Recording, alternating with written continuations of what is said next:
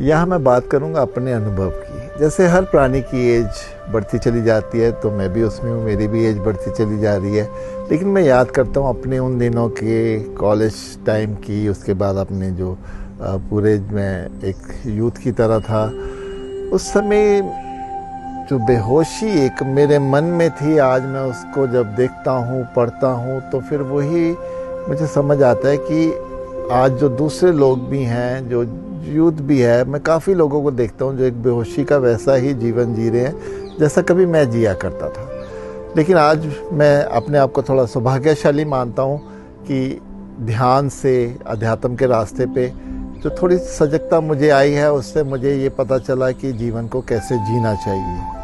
अब उस बेहोशी में हम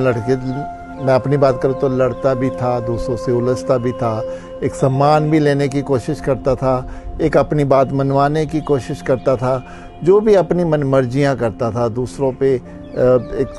शासक की तरह मैं कह सकता हूँ कि गुस्सा भी करता था, चिल्लाता भी था उन पे। तो ये जो सब अब मैं देखता हूँ तो वो एक बेहोशी की तरह अपने पूरे उस जीवन को देखता हूँ कि मन जो है जब बेहोशी में होता है तो उसे समझ में नहीं आती कि जीवन को कैसे जीना है, रिश्तों को कैसे लेना है, कैसे दूसरों को सम्मान देना है, कैसे दूसरों को मूल्य देना है।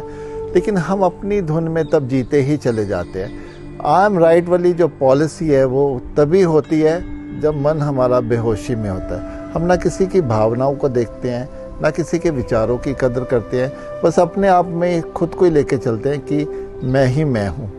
तो अगर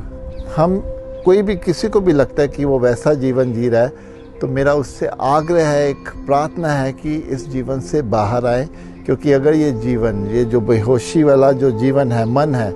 अगर ये बहुत लंबे समय तक चल गया तो फिर वो उस बेहोशी से बाहर आना उसके लिए उतना ही मुश्किल हो जाता है। इसलिए आज अगर हम ध्यान की ओर चलते हैं, हम प्रकृति के साथ रहना शुरू करते हैं, हम रिश्तों की वैल्यू करते हैं, हम इंसानों की वैल्यू करते हैं, उनके सहयोग की वैल्यू करते हैं, जो वो हमारे लिए सेक्रीफाइस अपने जीवन में हमारे लिए करते हैं, अगर हम उनकी वैल्यू करते हैं तो सही मायने में फिर हम एक जागरूक जीवन जीना शुरू करते हैं। तो जितना हम अपने आप को जगाते चले जाते हैं, जितना हम शांत होते चले जाते हैं, जितना हम झगड़ों से दूर होते चले जाते हैं,